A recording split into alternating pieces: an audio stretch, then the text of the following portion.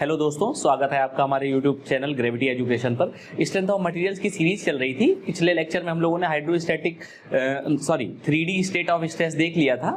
उसमें स्ट्रेसेस के बारे में काफ़ी बात की थी। जैसे ये पूरा का पूरा बना हुआ है तो इसको हम लोगों ने स्ट्रेस टेंसल से दिखाया था। अब हम लोग प्लेन स्ट्रेस की बात करने वाले हैं, या जिसको by axial state of stress कहते हैं। देखो, by axial state of stress क्या होती है, जैसा कि नाम से समझ में आ रहा है, अगर कोई कंपोनेंट है, सपोज वो इस तरह का ब्लॉक है और इस पे एक लोड ये लग रहा है या स्ट्रेस ये लग रही है एक्स डायरेक्शन में, और एक स्ट्रेस जो है वो लग रही है वाई डायरेक्शन में। क्लियर? तो देखो क्या हो रहा है कि एक स्ट्रेसेस एक्स डायरेक्शन में, एक तरह की स्ट्रेसेस वाई डायरेक्शन में। तो यहां पे two dimensional state of stress आ गई पिक्चर में। इसको क्या कह देंगे? हम कह देंगे 2D स्टेट ऑफ स्ट्रेस, या इसी को क्या कह देंगे? Plane stress, plane stress condition. अब इसका मतलब क्या है? इसका मतलब ये है कि देखिए, जब हमने पिछले लेक्चर में स्ट्रेस टेंसर पढ़ा था तो स्ट्रेस टेंसर हम लोगों ने डिफाइन किया था 3 डायमेंशंस में, 3 डायमेंशंस में। एक डायमेंशन एक्स थी, वाई और जेड। एक्स की जब हम बात कर रहे थे तो सिग्मा एक्स एक्स आता था, टाउ एक्स वाई और टाउ एक्स जेड आता था। पिछले चैप्टर में, पिछले लेक्चर में आप लोग जाकर के वो देख सकते हैं। यहां पर क्या हुआ कि जो म्यूचुअल परपेंडिकुलर प्लेन्स थे, जैसे कि 3 प्लेन होते थे, एक प्लेन ये दिख रहा है, एक प्लेन ये दिख रहा है और एक प्लेन ये दिख रहा है। मतलब एक्स प्लेन, वाई प्लेन और जेड प्लेन, 3 प्लेन होते थे, तीनों आपस में म्यूचुअली परपेंडिकुलर हुआ करते थे। लेकिन यहां पर 2D स्टेट ऑफ स्ट्रेस में, या by axial state of stress में, या प्लेन स्ट्रेस कंडीशन में एक बात हम समझ गए हैं, हमको समझनी पड़ेगी कि जो म्यूचुअल परपेंडिकुलर प्लेन्स 3 हैं, उनमें से किसी एक प्लेन पे लगने वाली जो स्ट्रेसेस की वैल्यू होंगी वो 0 होंगी। मतलब हो सकता है कि एक्स प्लेन पे लगने वाली स्ट्रेसेस की वैल्यू अगर 0 हो जाए, सिग्मा एक्स एक्स 0 हो जाए, तो क्या रहने वाला है? सिग्मा वाई और सिग्मा जेड। मतलब क्या हुआ? मतलब ये हुआ कि जो स्ट्रेसेस हैं जो 3 डायरेक्शन में लग रही थी, अब वो केवल 2 डायरेक्शन में लग रही हैं, और एक प्लेन पे एक डायरेक्शन में लगने वाली स्ट्रेसेस 0 हो गई। तो जब 3 पे लगने 3 लग रही थी, 3 डायरेक्शन में, 3 फेस में, एक फेस में 0 हो गई, तो वो कुछ प्लेन की तरह हो गया। ठीक, तो ये क्या हो गया? एक प्लेन बन गया। तो इसको हम क्या कह देंगे? By axial state of stress. मतलब अगर हम कह दें कि भैया देखो, सिग्मा जेड जेड बराबर 0 हो गया, सिग्मा जेड जेड 0 हो गया, सिग्मा एक्स एक्स नॉन 0 है और सिग्मा वाई वाई नॉन 0 है, तो इस स्थिति में क्या होने वाला है? इस स्थिति में यही तो होने वाला है कि एक, जब हम state of stress diagram draw करेंगे तो क्या हो जाएगा? Sigma x x this one, और इसी को एक फेस होता था, एक होती डायरेक्शन, ये एक्स फेस डिनोट होता था, ये डायरेक्शन से डिनोट होता था। या यहां पे हमने क्या किया?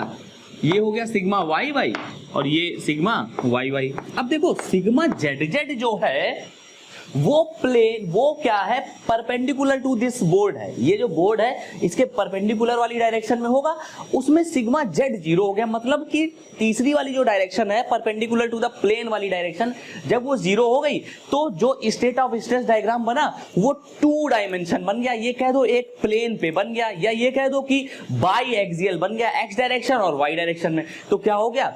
इसी वजह से इसको क्या कहते हैं? प्लेन कहते हैं। यहां पे देखो 3 डायमेंशनल ऑब्जेक्ट दिख रहा है 3D state of stress diagram में, बट यहां पर देखो क्या हो गया कि जो 3 डायमेंशनल यहां पर था उसमें से एक प्लेन पे लगने वाली स्ट्रेसेस की वैल्यू जब 0 हो गई तो ये क्या हो गया? प्लेन स्ट्रेस हो गई, प्लेन स्ट्रेस कंडीशन हो गई, या by axial state of stress condition हो गई, या 2D state of stress condition हो गई। बहुत इंपॉर्टेंट है कॉन्सेप्ट। जब हम क्वेश्चंस लगाएंगे मोहर सर्किल पे, जब हम आएंगे, जब हम प्रिंसिपल प्लेन की बात करेंगे, प्रिंसिपल स्ट्रेसेस की बात करेंगे, वहां पर हमको इन चीजों का बहुत ज्यादा इंपॉर्टेंस देखने को मिलेगा। अगर यहां हम क्लियर नहीं होंगे तो वहां हम क्वेश्चन नहीं कर पाएंगे। तो ये तो बात हो गई। अब देखो, अगर मैं कहूं कि यहां पर जेड एक्स जेड प्लेन पे लगने वाली सारी स्ट्रेसेस 0 हैं, तो देखो टाउ एक्स जेड भी 0 हो जाएगा, टाउ वाई जेड भी 0 हो जाएगा। समझ पा रहे होंगे बात?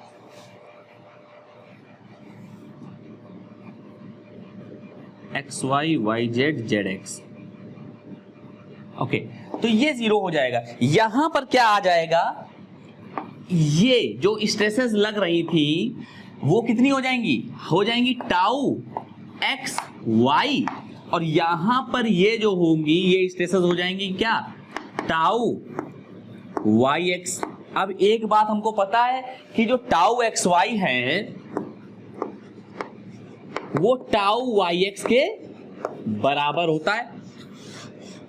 क्लियर, ये हमको पता है। तो अगर हमको by axial state of stress या प्लेन स्टेट ऑफ स्ट्रेस जो है ड्रॉ करना होगा तो उसको हम कैसे लिख देंगे, मैट्रिक्स फॉर्मेट में।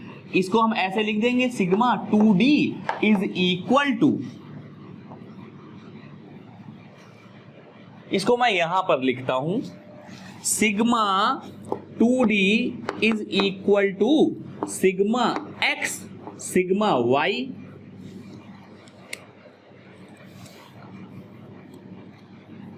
टाउ एक्स वाई, और यहां पे क्या हो जाएगा, टाउ वाई एक्स। तो biaxial state of stress को ड्रॉप डिफाइन करने के लिए जो स्ट्रेस टेंसर होगा वो क्या हो जाएगा, 2x2 की एक मैट्रिक्स हो जाएगी, जिसमें से ये x प्लेन पे x डायरेक्शन पे लगने वाला है और यहां पे x प्लेन पे y डायरेक्शन पे लगने वाले स्ट्रेसेस हैं, शेयर स्ट्रेसेस। ये देखो y प्लेन पे x डायरेक्शन पे लग रहे हैं, y प्लेन पे x डायरेक्शन पे, और ये क्या है, y प्लेन पे y डायरेक्शन पे लगने वाले स्ट्रेसेस हैं। तो यहां से ये हमारा जो है by axial state of stress condition all clear हो जाती है।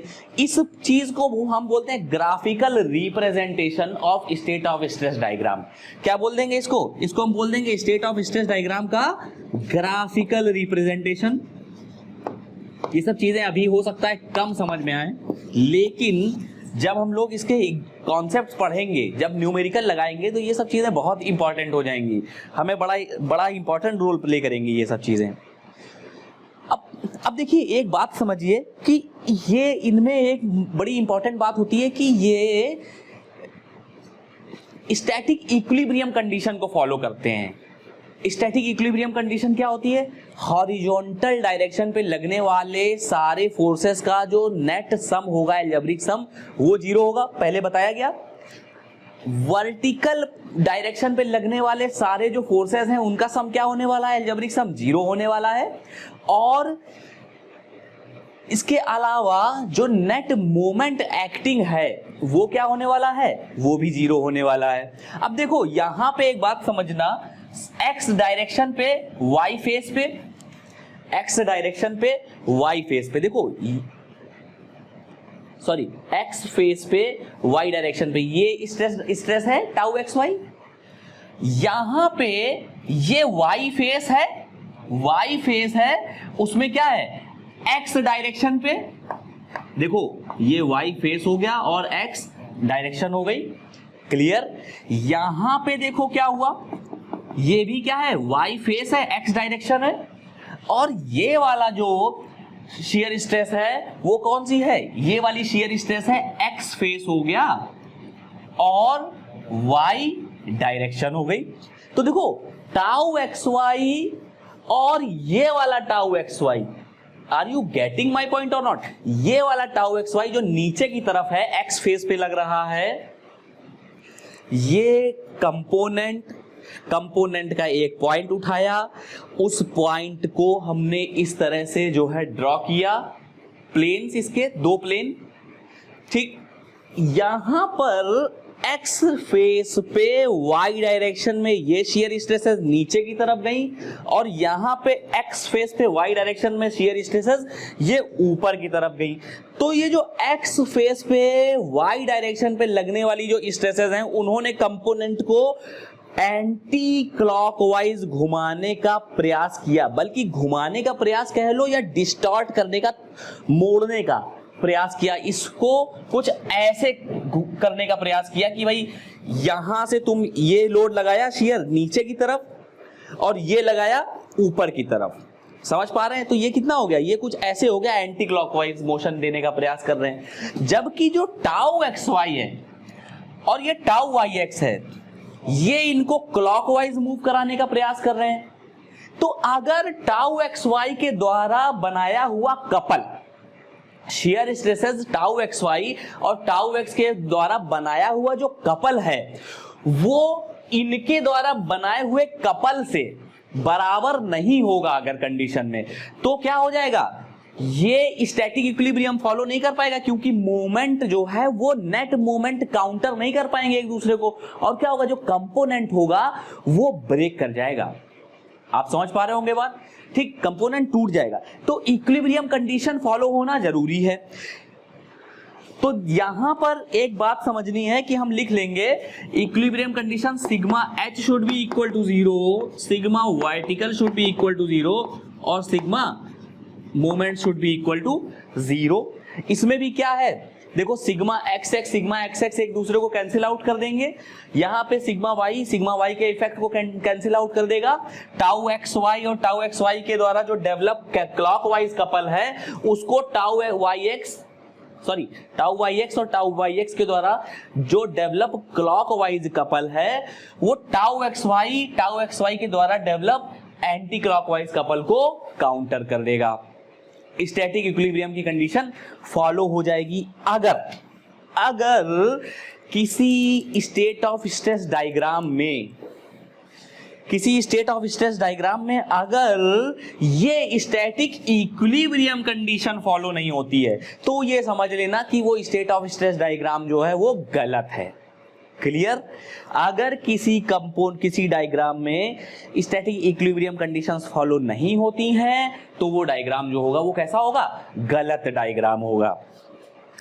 ठीक है, तो देखो दोस्तों साथियों, मैं जो ये जो भी ये बता रहा हूं ये बहुत डीप एनालिसिस है, एग्जाम पॉइंट ऑफ व्यू से इंपॉर्टेंट है। होता है जैसे कुछ चीजें हैं कि जो ऊपर बताई जा सकती हैं, लेकिन जब क्वेश्चन बनता है एग्जाम में, भाई इंजीनियरिंग सर्विसेज एग्जाम हो चाहे आपका एसएससी जेईई कोई भी एग्जाम हो, उन एग्जाम्स में जब क्वेश्चन बनते हैं तो क्वेश्चन यहीं से निकल करके आते हैं। तो जब हमारे कॉन्सेप्ट स्ट्रांग होंगे तभी हम इन क्वेश्चंस को डील कर पाएंगे, अदरवाइज क्वेश्चन को डील नहीं कर पाएंगे। तो जिन साथियों को, जिन लोगों को एग्जाम ओरिएंटेड पढ़ना है, मतलब क्रैक करना है एग्जाम, उनके लिए ये सब चीजें यहाँ पर हैं। यूनिवर्सिटी एग्जाम्स में भी पूछा जाता है, अगर आप क्लास में हैं और इस तरह से कॉन्सेप्ट्स अगर आप आज बना रहे हैं तो निश्चित तौर पे आप जो है इंजीनियरिंग सर्विसेज क्रैक कर ले जाएंगे, या कोई भी जो भी एग्जाम्स हैं जो आप टारगेट कर रहे हैं वो क्रैक कर ले जाएंगे। क्लियर? तो देखो यहाँ पर हम एक छोटा सा क्वेश्चन करेंगे, उस क्वेश्चन से भी कुछ बातें समझेंगे। देखते हैं क्वेश्चन क्या है।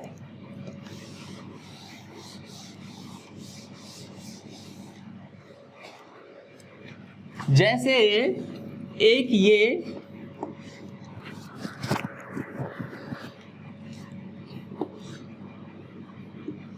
शियर स्ट्रेस है इस तरह से, और ये है समथिंग लाइक दिस।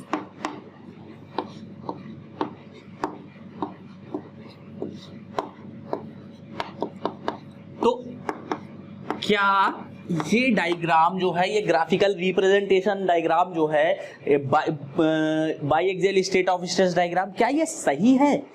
बताएं, देखते हैं क्या सही है क्या नहीं। देखो हॉरिजॉन्टल डायरेक्शन में जो भी स्ट्रेसेस हैं वो या फोर्सेस जो हैं वो क्या करने वाले हैं, एक दूसरे को कैंसिल आउट कर देंगे। चलो एक कंडीशन तो क्लियर हो रही है।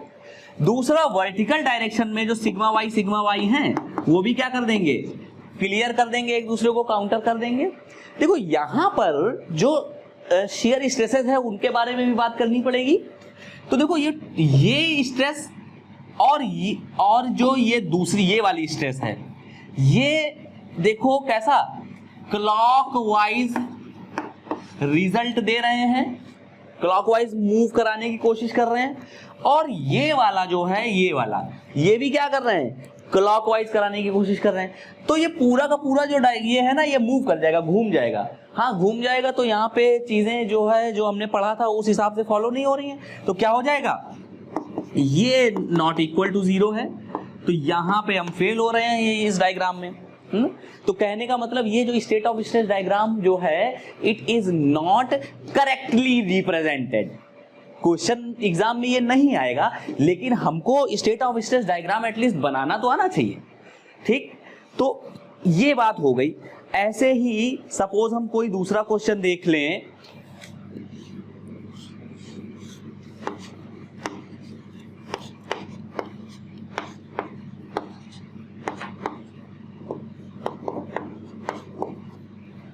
देखने से ही पता चल रहा है यार गलत है।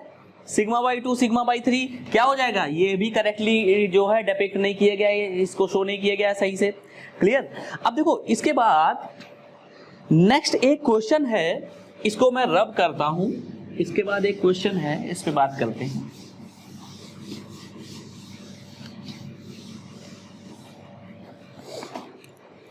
Determine shear stress acting on YZ plane along Z direction. एक देखो 3D state of stress diagram दिया गया है, मतलब 3D ये दी गई है matrix state of stress diagram है, उसमें वैल्यू दी गई है 100, 20 और 10, 20, देन 50, देन 0, देन 10, 0 एंड 25। ठीक, तो एक बात बताओ, क्या हम इसको एनालाइज कर पाएंगे कि यार लिखा क्या है?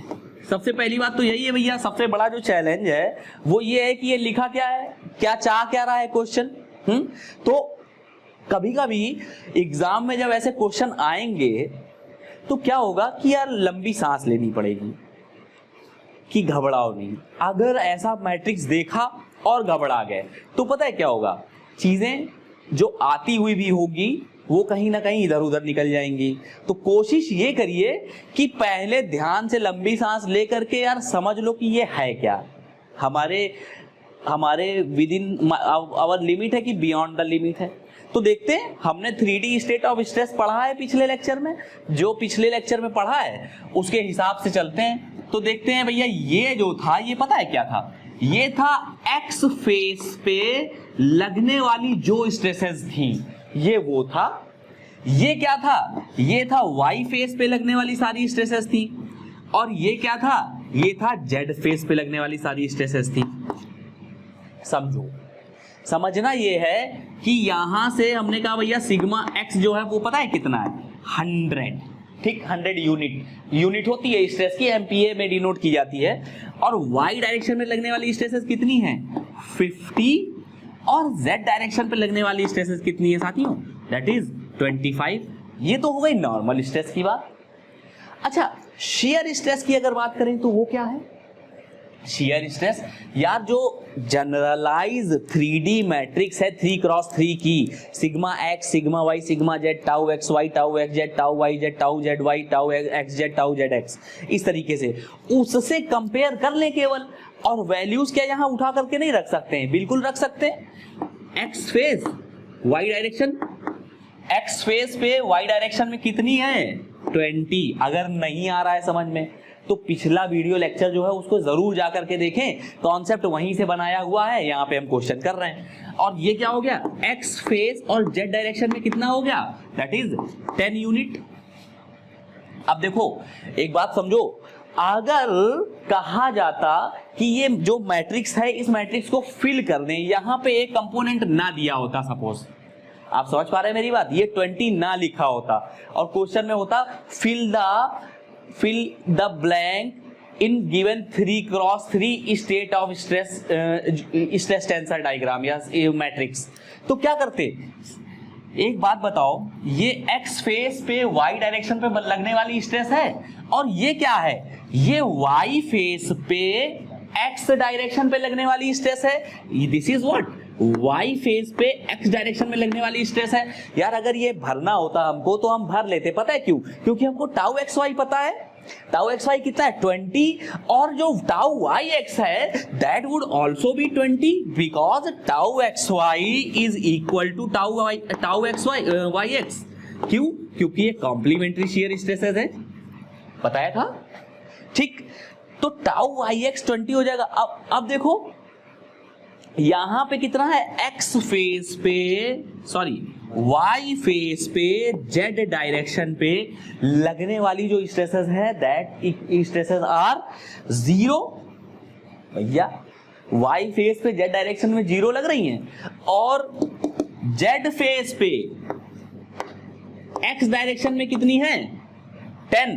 बताओ जेड फेस पे एक्स डायरेक्शन में 10 है, एक्स फेस पे जेड डायरेक्शन में कितनी थी 10। अगर आपसे ये दो वैल्यू पूछी जाती, यहां पे blank fill in the blanks रखा जाता, आप क्या करते? कर ले जाते, इस क्वेश्चन को कर ले जाते ना। ठीक, अब देखो यहां पे जेड फेस पे वाई डायरेक्शन में कितनी है 0। देखो वाई फेस पे जेड डायरेक्शन में 0 थी, जेड फेस में वाई डायरेक्शन में क्या हो गई 0 हो गई। समझ पा रहे होंगे सारी बातें। ठीक, अब देखो इन्होंने पूछा क्या है, इन्होंने पूछा determine shear stress acting on Y Z plane along Z direction. Y Z plane का मतलब समझ रहे हो यार, वाई जेड प्लेन बना करके देखोगे, वाई जेड प्लेन क्या हो गया एक्स वाई जेड। चलो बना करके देखते हैं।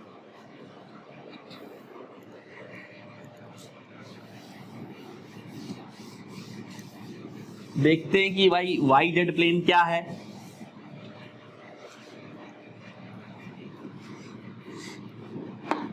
एक्स वाई ये क्या हो गया जेड। Okay fine. अब देखो हम लोगों को यहां पे दिख रहा है कि वाई जेड प्लेन कौन सा है, वाई जेड प्लेन ये है ना, this one is Y Z plane. बताओ भाई, बड़ी अच्छी सी बात है, आई थिंक आप सभी लोग समझ रहे हैं। वाई जेड प्लेन ये हो गया, और वाई जेड प्लेन जो है ना दोस्तों साथियों, वो Y Z plane X plane ही तो है भाई। आप कह दो वाई जेड प्लेन, या इसी को आप क्या कह सकते हैं, इसी को आप कह सकते हैं एक्स फेस। आई थिंक आप समझ पा रहे हो, एक्स फेस। तो इन्होंने क्या पूछा है, determine shear stress acting on Y Z plane along Z direction. X face पे जेड डायरेक्शन पे लगने वाली शियर स्ट्रेस बतानी है। अरे भैया एक्स फेस पे जेड डायरेक्शन पे लगने वाली शियर स्ट्रेस नहीं बता पाओगे क्या? सब निकाल रखा है। एक्स फेस पे जेड डायरेक्शन में लगने वाली शियर स्ट्रेस कितनी हो गई 10 यूनिट या 10 MPa। क्लियर। दूसरा क्या पूछ लिया इन्होंने पूछ लिया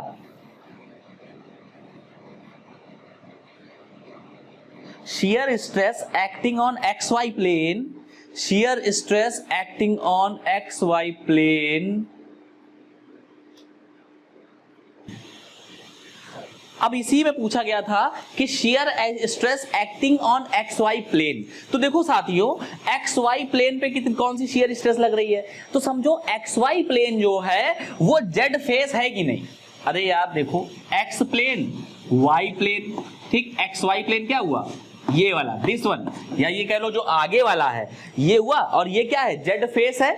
तो जेड फेस पे वाई डायरेक्शन पे कितनी स्ट्रेस लग रही है, तो देख लो जेड फेस पे वाई डायरेक्शन का मतलब समझो पहले, जेड फेस ये और वाई डायरेक्शन ये, this is what tau Z Y. अरे यार नहीं निकाल पाओ क्या, निकाल लोगे। टाउ जेड कितना आ गया 0 MPa या 0 यूनिट। क्लियर। तो देखो इस तरह के क्वेश्चन जो है गेट में आ जाते हैं। गेट का जो एग्जाम होगा उसमें ये क्वेश्चन आ जाएगा, निश्चित तौर पे आएगा। अगर मतलब उनको स्ट्रेस टेंशन से क्वेश्चन उठाना होगा, देख के घबरा जाएंगे। 3x3 की मैट्रिक्स होगी, फिर वहां पे एग्जाम का भी प्रेशर होता है, प्लेन क्लियर है कि नहीं क्लियर है। देखो इंग्लिश में घुमा रहा है, इंग्लिश में कैसे घुमा रहा है, shear stress acting on XY plane along Y direction from the stress tensor. Shear stress acting on XY plane मतलब जेड फेस। यार जो प्लेन होगा फेस वो होगा, जैसे XY प्लेन अगर है तो फेस जेड होगा, अगर ZX प्लेन है तो फेस Y होगा, अगर XZ प्लेन YZ प्लेन है तो फेस X होगा। बात समझ लो।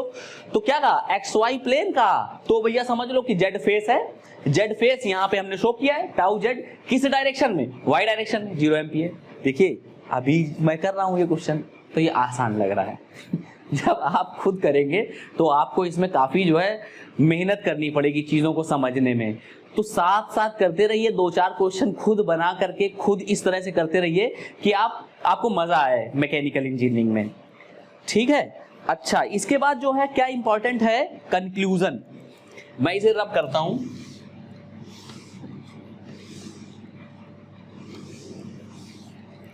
कट करो।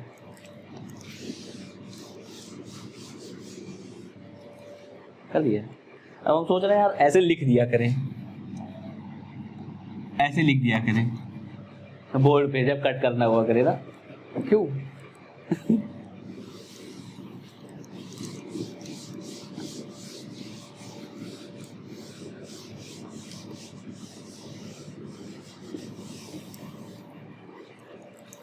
पता चल जाता है इसमें। जब आप ज़्यादा देर तक साइलेंट रहेंगे पता चल जाता है। अच्छा, उसमें वो वॉइस चलती है ना। अब तुम्हें ये भी तो नहीं पता है हम कॉन्सेप्ट सोच रहे हैं उस समय, कभी कभी ऐसा भी हो जाता है ना कि कट करने का इंतजार कर रहे हैं। अच्छा, ये इम्पोर्टेंट है।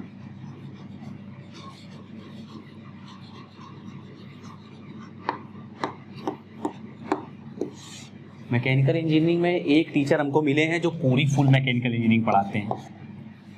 एक चैनल है मेक इट इजी करके,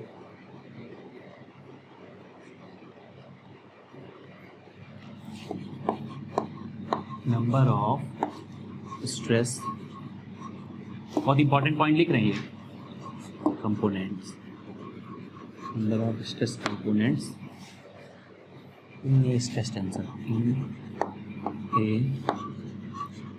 स्ट्रेस टेंसर और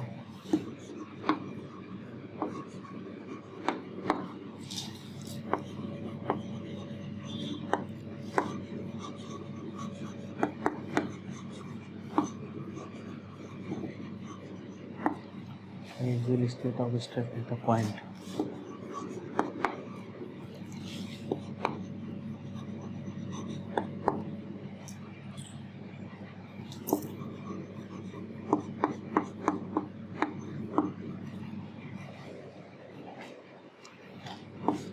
ये पिछले लेक्चर में मैं बता चुका हूँ।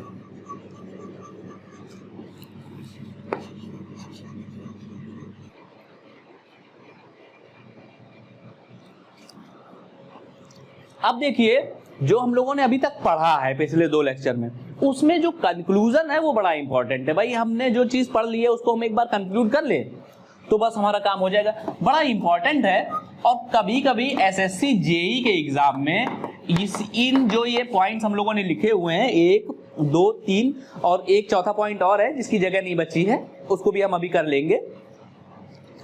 ये पॉइंट्स जो है स्टेटमेंट जैसा दे करके पूछ लिया जाता है या इंजीनियरिंग सर्विसेज एग्जाम में भी पूछ लिया जाता है। तो करना क्या है समझो, इसमें लिखा है कि अगर हमको 3D state of stress define करनी हो, मतलब अगर हमको 3 dimensional stress diagram state of stress show करनी हो तो मैट्रिक्स में कितने कंपोनेंट जाएंगे, मैट्रिक्स में जो कंपोनेंट होंगे वो 9 जाएंगे। समझना, अगर हमको 3 dimensional state of stress draw करना है, अरे यार अभी पिछला क्वेश्चन किया था उसमें कितने 9 कंपोनेंट आए थे, जिसमें से 3 नॉर्मल स्ट्रेसेस थी और 6 शियर स्ट्रेसेस थी। तो 3 नॉर्मल स्ट्रेसेस थी और 6 शियर स्ट्रेस थी, तो कुल मिलाकर के there are 9, we need 9 components to fill the 3x3 matrix which is showing 3D state of stress. Clear, एक बात तो क्लियर हो गई। तो ये देखो इंजीनियरिंग सर्विसेज एग्जाम में अंग्रेजी में फंसाते हैं, समझ रहे हो। मैं फिर से बता रहा हूं, यहां से क्वेश्चन पेपर में आता है इसलिए मैं बता रहा हूं, इंजीनियरिंग सर्विसेज एग्जाम में अंग्रेजी में फंसाते हैं जब क्वेश्चन फ्रेम करते हैं। तो 3 डायमेंशनल स्टेट ऑफ स्ट्रेस जो है उसको डिफाइन करने के लिए वी नीड 9 कंपोनेंट्स, जिनमें से among that 9 components 3 components are normal stresses and 6 components are shear stresses. Very good. अब देखो एक नई बात और आई है, ये इसलिए मैं कह रहा था अंग्रेजी में फंसाते हैं। नई बात क्या आई है? To define the 3D stress component, to define the 3D state of stress, मतलब 3 डायमेंशनल स्टेट ऑफ स्ट्रेस हमको क्या करना है बच्चों, साथियों, डिफाइन करना है। डिफाइन करने के लिए क्या होगा? टोटल 6 कंपोनेंट की जरूरत पड़ने वाली है, जिनमें से 3 नॉर्मल स्ट्रेसेस होंगी और 3 शियर स्ट्रेस होंगी। समझना बात को समझेंगे। यहां पे बहुत इंपॉर्टेंट पॉइंट लिखा हुआ है, फिल करने के लिए 3D स्टेट ऑफ स्ट्रेस को फिल करने के लिए या बनाने के लिए there we need 9 components, sigma X, tau X Y, tau X Z. फिर से बता रहा हूं क्यों, क्योंकि इंपॉर्टेंट है। Y X, sigma Y, tau Y Z, tau Z X, tau Z Y, sigma Z. 3x3, एक कंपोनेंट 2 3 3 6 3 9 कंपोनेंट्स। कहां? यहां। क्या करने के लिए? पूरी की पूरी जो स्टेट ऑफ स्ट्रेस है उसको शो करने के लिए एट अ पॉइंट आर 9, ठीक, जिसमें से 3 बार ये बात बता रहा हूं, सुनिएगा, 3 नॉर्मल स्ट्रेसेस और 6 shear stresses. In order to define that, हमको पता है टाउ एक्स वाई जो होता है ना वो वाई एक्स के बराबर होता है, ठीक। एक्स जेड जो होता है वो जेड एक्स के बराबर होता है और वाई जेड जो होता है वो जेड वाई के बराबर होता है। अच्छा एक बात बताओ, अगर हमको टाउ एक्स की वैल्यू पता चल जाए तो क्या हम टाउ वाई एक्स नहीं रख पाएंगे क्या? जो यहां रखा जाएगा वही यहां रखा जाएगा, जो एक्स जेड पे रखा जाएगा वही जेड एक्स पे रखा जाएगा, जो वाई जेड पे रखा जाएगा वही जेड वाई पे रखा जाएगा। मतलब क्या हुआ? 3D स्टेट ऑफ स्ट्रेस को डिफाइन अगर करना है, वी नीड 6 कंपोनेंट्स, जिसमें से 3 जो होंगे नॉर्मल स्ट्रेसेस होंगे और 3 जो होंगे शियर स्ट्रेसेस होंगे। ये बात अलग है कि जो 3 शियर स्ट्रेसेस हैं उसके बराबर कॉम्प्लीमेंट्री 3 शियर स्ट्रेसेस हैं, तो टोटल 6 हो गए, इधर 3 हो गए, कुल 9 हो गए। वही 9 क्या है? वो पूरी की पूरी मैट्रिक्स को फिल करने में काम आएंगे। अगर कह दिया जाए डिफाइन करने में तो 6, और अगर कुछ लिखा होगा इसमें अंग्रेजी, number of stress components in a stress tensor for triaxial state of stress. हाँ, triaxial state of stress के लिए कितने कंपोनेंट की जरूरत होगी? 9। Triaxial state of stress को डिफाइन कितने कंपोनेंट से किया जा रहा है? 6, जिनमें से 3 शियर 3 नॉर्मल। ये अलग बात है कि जो शियर है वो कॉम्प्लीमेंट्री है, टाउ एक्स वाई की बराबर tau Y X. Clear? Okay fine, next आगे चलते हैं। 2 डायमेंशनल स्टेट ऑफ स्ट्रेस को डिफाइन करने के लिए, अब biaxial state of stress को डिफाइन करने के लिए कितने कंपोनेंट की जरूरत होगी? 1 2 3 4, जहां पे sigma X, tau X Y, tau Y X, sigma Y, समझ लीजिए 4 कंपोनेंट्स की जरूरत होगी। 2 डायमेंशनल स्टेट ऑफ स्ट्रेस के लिए हमको क्या करना है? 4 कंपोनेंट की जरूरत पड़ने वाली है, जिनमें से 2 नॉर्मल होंगे और 2 होंगे शियर। लेकिन अगर हम कहें कि नहीं भैया हमको डिफाइन करने के लिए कितने नंबर ऑफ कंपोनेंट्स की जरूरत होगी? 3 components should be needed in order to define the 2 dimensional state of stress condition. कैसे? अरे एक बात बताओ, टाउ एक्स वाई बराबर टाउ वाई एक्स। अगर हमको टाउ एक्स वाई पता चल जाए तो क्या टाउ वाई एक्स की वैल्यू नहीं रख पाएंगे? अरे बराबर ही तो है। तो क्या हो गया? सिग्मा एक्स पता होना चाहिए, सिग्मा वाई पता होना चाहिए, और क्या पता होना चाहिए? टाउ एक्स वाई और टाउ वाई एक्स में से कोई एक। In order to define the number of stress components in a stress tensor to define the biaxial state of stress at a point are 3। Number of stress components to define a biaxial state of stress are 3 at a point sigma X, sigma Y and tau X Y, और tau Y x complementary है, और the number of stress components in a stress tensor for a biaxial state of stress at a point are 4। भाई I think जितना मैंने बार बार बोला है आपको समझ आया होगा, और बार बार बोलने का मतलब ये है कि ये क्वेश्चन अगर एग्जाम में मिले तो यहां पे नेगेटिव मार्किंग नहीं आनी है आपकी, प्लस में जाना है। क्यों? क्योंकि ये क्वेश्चन गलत होता है। कई बार मैं दोहरा चुका हूं, ये क्वेश्चन एग्जाम में गलत होता है और केवल अंग्रेजी से जाता है ये क्वेश्चन। तो इस क्वेश्चन को लेकर के अगर ये स्टेट ऑफ स्ट्रेस की बात करें तो मेरा एक सजेशन है, जो एग्जाम आप दे रहे हैं अगर उसमें आपको हिंदी वर्जन भी मिले जैसे सपोज एक साइड इंग्लिश में लिखी हुई है चीजें, एक साइड उसी का हिंदी में भी वर्जन लिखा हुआ है, तो एक बार हिंदी में जरूर पढ़ें। जो भी क्वेश्चंस जो है उलझाते हैं, टफ कर देते हैं, तो बेसिकली ये मैं उन लोगों के लिए बता रहा हूं, उन स्टूडेंट्स के लिए जिनकी इंग्लिश में थोड़ा सा जो है इधर उधर हो जाते हैं, वो परेशान हो जाते हैं। जैसे देखने को मिलता है कि जो डिप्लोमा के स्टूडेंट्स हैं उनको कंपैरेटिवली थोड़ा सा इंग्लिश में प्रॉब्लम होती है, ग्रेजुएशन जो बीटेक वाले स्टूडेंट होते हैं उनमें। तो हमेशा कभी भी क्वेश्चन में अगर कोई बाधा है, कोई समस्या है, तो उसका दूसरा वर्जन, हिंदी वर्जन जरूर देखें, हिंदी लैंग्वेज में क्या लिखा हुआ है, हो सकता है वहां से क्वेश्चन निकल करके आ जाए।